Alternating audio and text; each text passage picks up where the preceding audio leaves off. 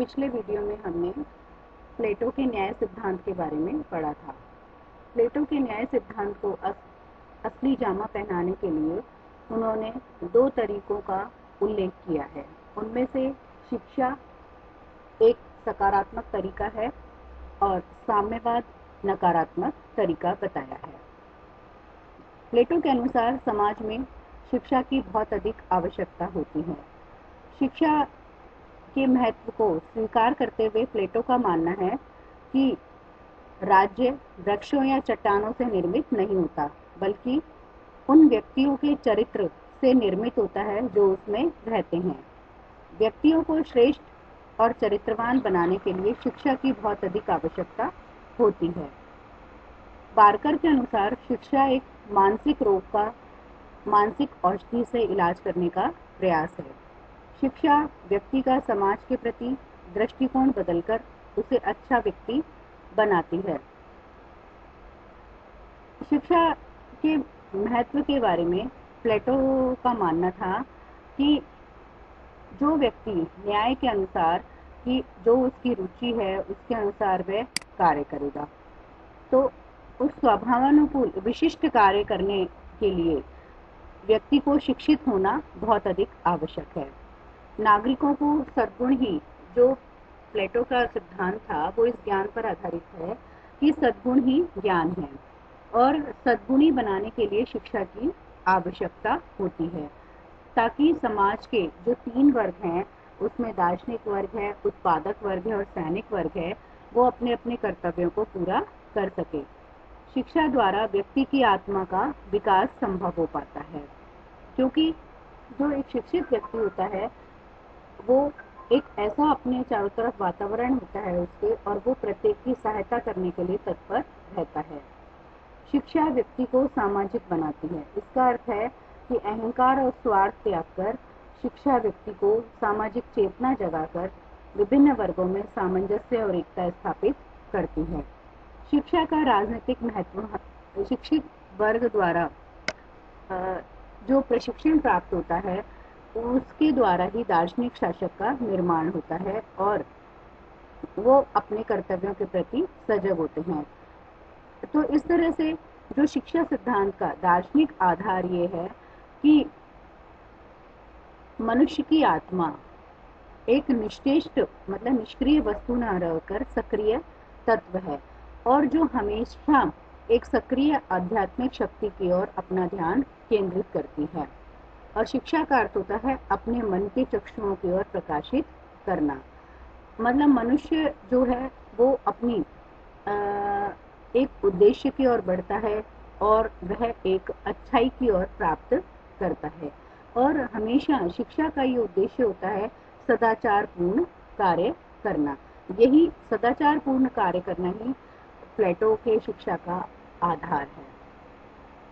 प्लेटो ने अपनी शिक्षा सिद्धांत में विस्तार से चर्चा की। उन्होंने रूसो के शब्दों में हम ये कह सकते हैं कि रिपब्लिक राजनीति शास्त्र पर ही नहीं वरन शिक्षा पर लिखा गया एक सर्वश्रेष्ठ ग्रंथ है। इसी संदर्भ में सेबाइन का मानना है कि शिक्षा एक सकारात्मक साधन है जिसके द्वारा शासक एक सामंजस्यपूर्ण राज्य का निर्माण करने के लिए मानव प्रकृति को सही दिशा में ढाल सकता है। प्लेटो पर पहले भी हमने देखा कि अपने समय के एथेंस और यूनान की शिक्षा पद्धतियों का गहरा प्रभाव था और उसने अपने आदर्श राज्य में न्याय की प्राप्ति के लिए शिक्षा का जो सकारात्मक साधन पेश किया वह एथेंस और स्पार्टा दोनों की शिक्षा पद्धतियों पर आधारित था। तो अब अगर हम प्लेटो की शिक्षा पद्धति के बारे में चर्चा करेंगे तो उसमें हम सबसे पहले चर्चा करेंगे एथेंस और स्पार्टा की शिक्षा पद्धतियाँ। इसमें एथेंस में जो शिक्षा पद्धति थी उस पर टोटली वह परिवार का उत्तरदायित्व मानी जाती है। राज्य का उस पर कोई नियंत्रण नहीं था। तो इसका अर्थ ये हुआ कि एथेंस में जो शिक्षा प्रणाली थी वह समाजोन्मुखी न होकर के व्यक्ति परक थी, जिसके द्वारा राज्य अच्छे व्यक्तियों का निर्माण राज्य के द्वारा नहीं हो पाता था, क्योंकि परिवार का स्वतंत्रता शिक्षा देने में, वो किसी बच्चे को दे किसी को नहीं दे। तो लड़के और लड़कियों के लिए समान शिक्षा की व्यवस्था एथेंस में नहीं थी। लड़कियों को केवल घरेलू आवश्यकताओं की शिक्षा दी जाती थी। एथेंस की शिक्षा प्रणाली 3 स्तरों पर विभाजित थी, जिसका प्राथमिक शिक्षा, जैसे सिर्फ इसमें पढ़ना पढ़ाना सिखाया जाता था, या कविता, व्यायाम, संगीत की शिक्षा दी जाती थी, और ये जो टाइम था वो था 6 से 14 वर्ष तक का। दूसरी बात आती है सेकेंडरी एजुकेशन या माध्यमिक शिक्षा। इस शिक्षा का लाभ गरीब अमीर व्यक्ति ही उठा सकते थे, क्योंकि इसमें 14 से 18 वर्ष का था और इसमें भारी शिक्षण शुल्क लगता था, जिसके कारण गरीब व्यक्ति इस प्रकार की शिक्षा से वंचित रह जाते थे।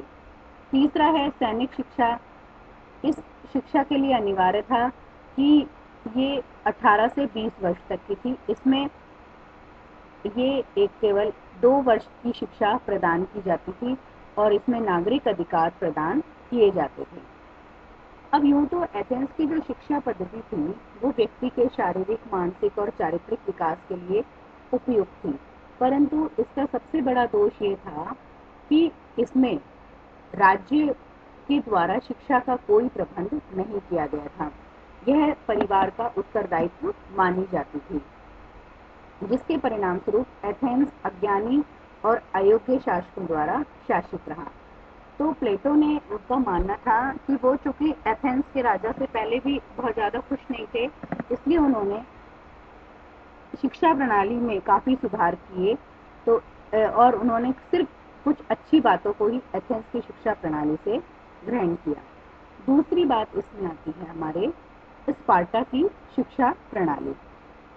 स्पार्टा की शिक्षा प्रणाली में हम शामिल कर सकते हैं कि इस प्रकार की जो शिक्षा प्रणाली थी वह पूरी तरह से राज्य द्वारा नियंत्रित थी, यानी कि स्पार्टा का जो समाज था वो प्राचीन ढंग का योद्धाओं का समाज था, जिसके लिए योद्धाओं की आवश्यकता थी।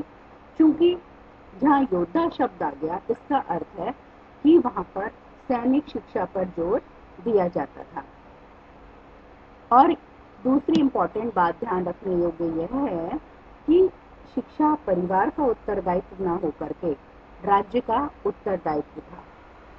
बच्चे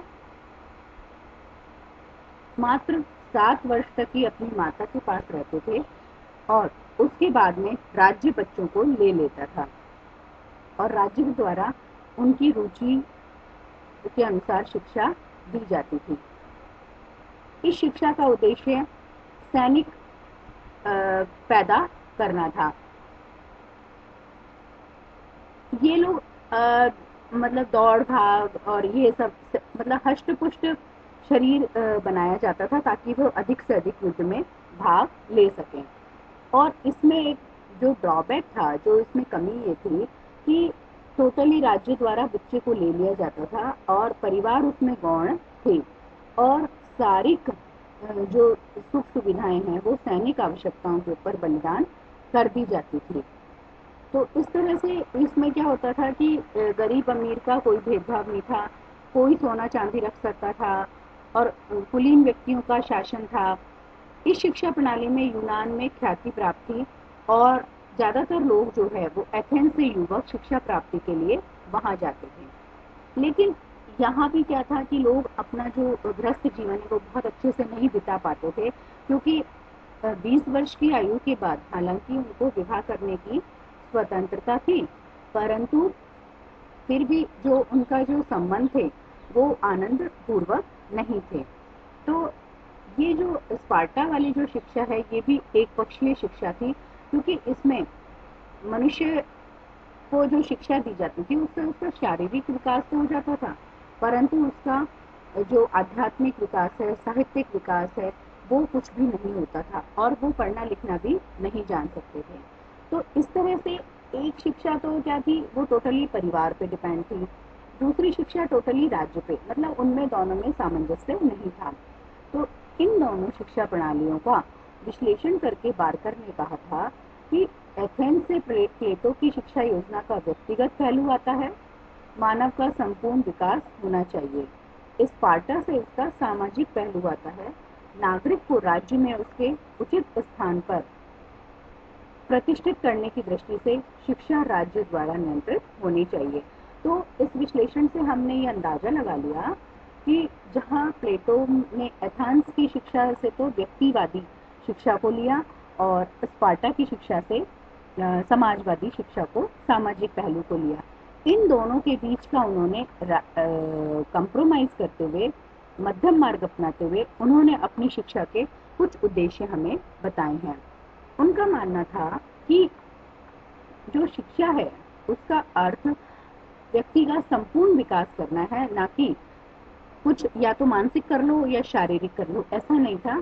क्योंकि व्यक्ति जो होता है, संपूर्ण व्यक्ति व्यक्तिगत भी होता है और सामाजिक भी होता है, और इसलिए उसके दोनों पक्षों का पूर्ण विकास होना चाहिए। इसी तरह से उनका मानना था कि सैनिक और दार्शनिक दोनों वर्गों का प्रशिक्षण शिक्षा द्वारा होना चाहिए। तीसरी बात, जहाँ प्लेटो लगातार ये बात करता है कि सदाचार ही ज्ञान है, अतः शिक्षा का उद्देश्य केवल सैद्धांतिक ज्ञान प्राप्त करना है नहीं, उसे उस ज्ञान के आचरण में कैसे उतारा जाए उसका व्यावहारिक प्रशिक्षण देना भी जरूरी है। तो प्लेटो के अनुसार विद्यार्थियों को पहले सैद्धांतिक शिक्षा और बाद में प्रयोगात्मक शिक्षा दी जानी चाहिए। इस तरह से प्लेटो का मानना था कि शिक्षा अपने आप को प्रकाशोन्मुखी करती है और शिक्षा का एकमात्र उद्देश्य इस वस्तुगत जगत का ज्ञान प्राप्त करना नहीं, बल्कि अपनी आत्मा के अंदर जो वास्तविक ज्ञान है उसको भी प्राप्त करना होगा, और उसे विशिष्ट कलाओं जैसे संगीत है, साहित्य है आदि का प्रशिक्षण भी शिक्षा का उद्देश्य होना चाहिए। अब हम नेक्स्ट उसमें देखेंगे कि प्लेटो के आदर्श राज्य में क्या शिक्षा योजना थी। Thank you.